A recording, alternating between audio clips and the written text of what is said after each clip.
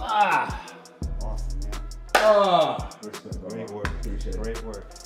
Man, it was good. We're going to train again. Easy. There is a saying, I would say, there's a saying that a happy fighter makes a dangerous fighter, in the sense that if you put them in the right environment and their brain is receptive of what they're being taught, they're going to be more in tune with what they're going through. 3, 2, 1, let's go. Wow.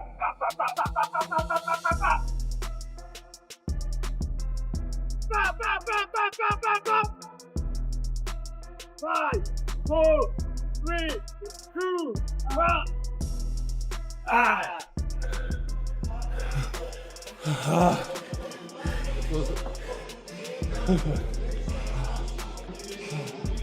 So I'm actually like, give me more, give me more, give me more. That's his mindset in everything he does, whether it's training, whether it's work, whether it's helping other people.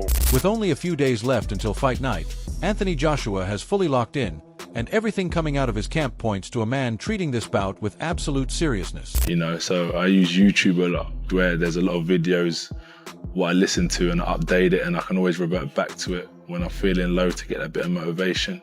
Fear comes in many forms. There's some things that I can't get over and I'll always be scared of, but I take the positive from it. Like, I'm never so confident I'm gonna win. It's probably the fact that I'm scared to fail.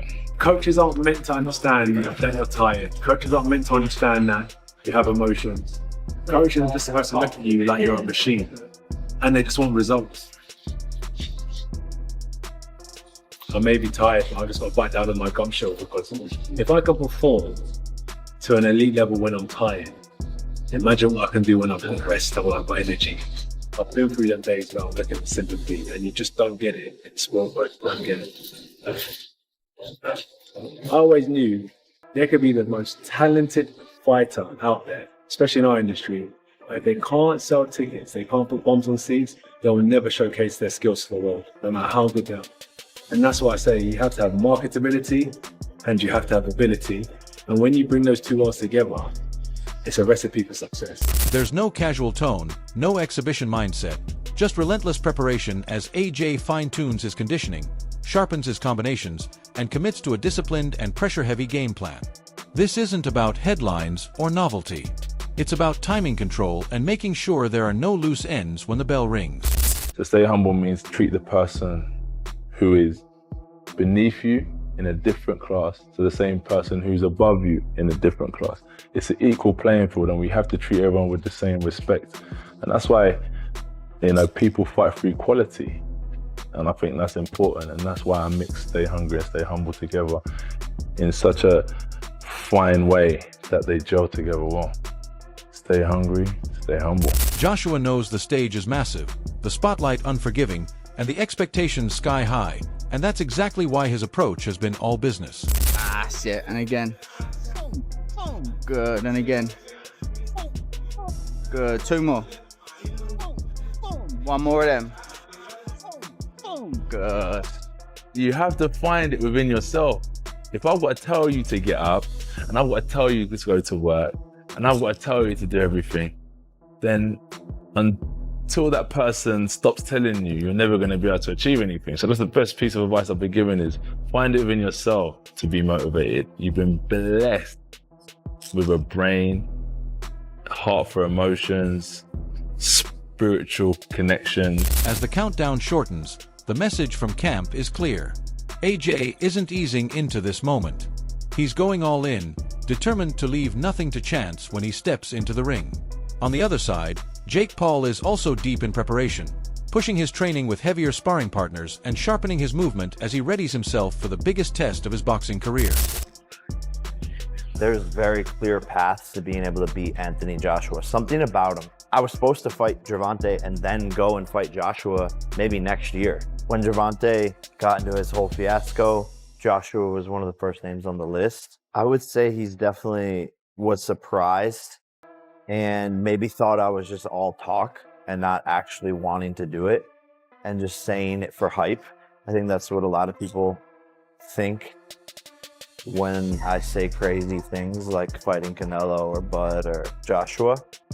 So I think he was actually surprised to get the deal done.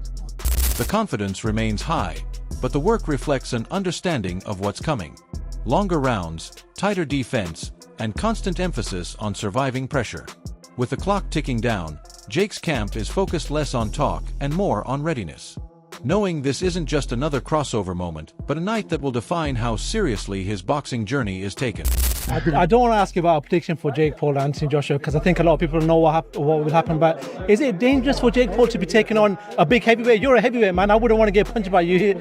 Is it very dangerous for Jake Paul to be even taken? I mean, no matter what it is, it can be an exhibition fight or whatever fight it is. When two guys step over that rope and they got bad intentions or they ready to throw blows, it's always bad. You got to understand that boxing is a dangerous business and the head is not meant to be hit in the first place. Doctors will always tell you the head is not meant to be hit. The body is not meant to be hit. The head is not meant to be, the brain is not meant to be shook. As Jake Paul's camp tightens its focus in the final days, the wider boxing conversation has sharpened as well, with Jim White, Simon Jordan, and Oladipo framing the bout on Talk Sport as a moment that blends spectacle with serious consequence.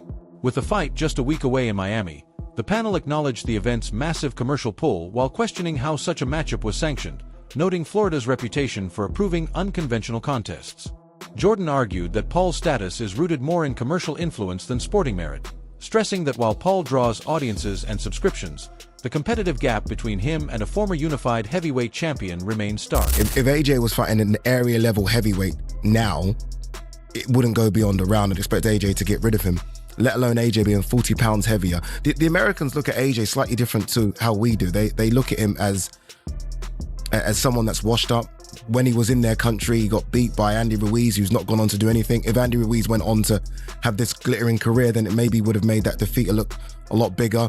They watched him recently get defeated by Daniel Dubois. They think he's done. So they don't have respect for him maybe the way we do over here. So Jake thinks he can win. I've been around Jake and he's delusional, but he's very strong-minded. So he thinks he can win, but there's no way this should go beyond 3 minutes. Who's the A-side? Who walks into the ring first? AJ walks into the ring first, so Jake Paul's the A-side. White guided the discussion toward the financial realities, highlighting why elite fighters would accept such opportunities. While Olau balanced the debate by recognizing Paul's impact on boxing visibility and promotion, particularly through modern platforms. Collectively, they agreed that regardless of the hype, this is a real fight with real risks, and that if Joshua does not dispatch Paul decisively, it could disrupt carefully mapped future plans. From where we sit and where you're likely watching from, the consensus was clear. Curiosity will drive huge viewership. But once the bell rings, the sport's unforgiving hierarchy is expected to reassert itself. I heard you mention there are two behemoths involved here. How is Jake Paul a behemoth? He's a behemoth in terms of his following and in terms of the pulling power he has. He's now, whether hardcore boxing fans want to admit this, he's one of the faces of boxing. And that's saying something. Like, the amount of people that put their hands up to want to fight Jake Paul when they realized the Gervonta Davis fight weren't happening. He can, like, Alexander Usyk says he wants to fight him. Yeah, like that's the one of the biggest names in the sport. There aren't that many people. You love this sport, Addy, and you love working in it. Is it an uncomfortable truth, if you like, that Jake Paul is part of the top flight boxing scene? As the TalkSport discussion led by Jim White, Simon Jordan, and Ade Oladipo highlighted the commercial gravity and regulatory questions surrounding Jake Paul versus Anthony Joshua. The debate naturally spilled into reactions from fighters themselves, most notably Michael Bisping. Reacting to the growing number of high-profile predictions backing Paul, Bisping expressed clear disbelief at the idea that Joshua could be knocked out by a YouTuber-turned-boxer, even while acknowledging how surreal it feels that the fight is actually happening. He pointed to comments from figures like Tyson Fury, who publicly claimed he would back Paul to score a knockout, and Demetrius Mighty Mouse Johnson, who suggested Joshua's past stoppage losses prove vulnerability. Well, we had Tyson Fury. Tyson Fury, a tremendous world champion, one of the best boxers of his generation. Apparently, and I don't know if he's serious, but he says that he put £1 million on Jake Paul to knock out Anthony Joshua. Seriously? Jake Paul chins AJ, yes, they fight. Are you serious? 100%. If they fight, I'm putting £1 million on Jake Paul. And we know, first of all, that Tyson Fury doesn't really like Anthony Joshua. So maybe he's just saying that. Maybe he's talking shit. Or has he really put £1 million on? Because if he has, I want to see that betting slip. And could you imagine if it came in? I don't know what the odds on Jake Paul knocking him out are, but they're going to be pretty big. From Bisping's perspective, those take credibility, especially when weighed against Joshua's Olympic pedigree, elite-level experience, and proven performances against top heavyweights. While he accepted that Paul has improved, carries some power, and deserves credit for stepping into dangerous matchups, Bisping framed the growing optimism around Paul as a sign of how distorted the modern boxing conversation has become rather than a reflection of realistic competitive balance. Bisping went further by grounding the discussion in boxing fundamentals and risk, stressing that Joshua is not simply a big name but a seasoned heavyweight with speed, timing, and fight-ending power that Paul has never faced. He rejected the idea that Joshua would need to stick and move or fight cautiously.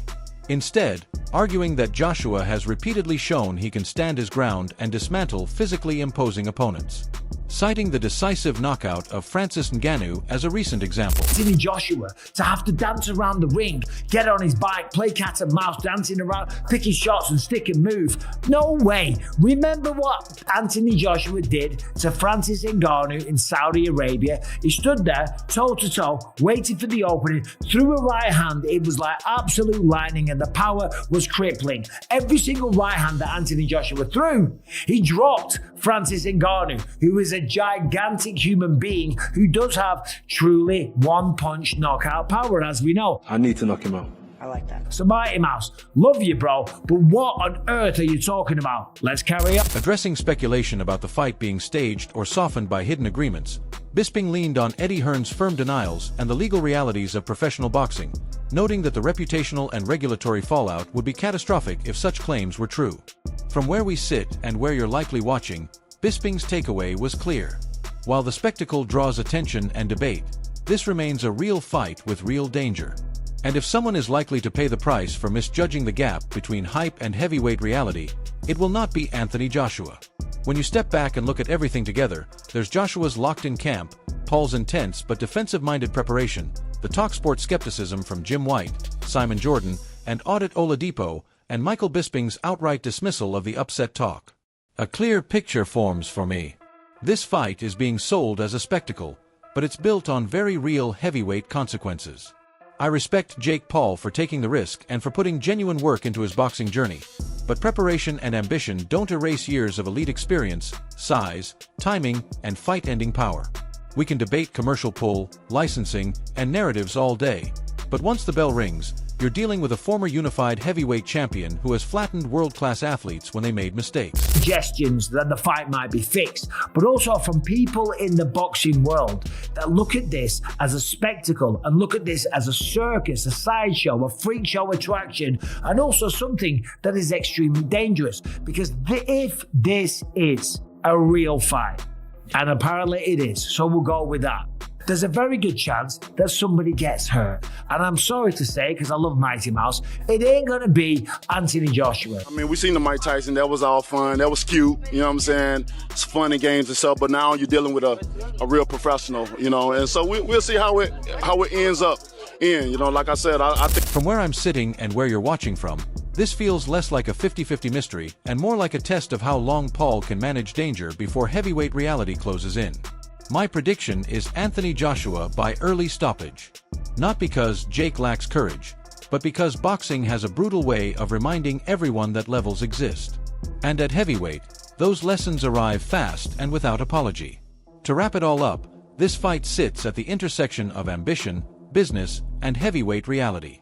We've got Anthony Joshua approaching this like a true professional assignment.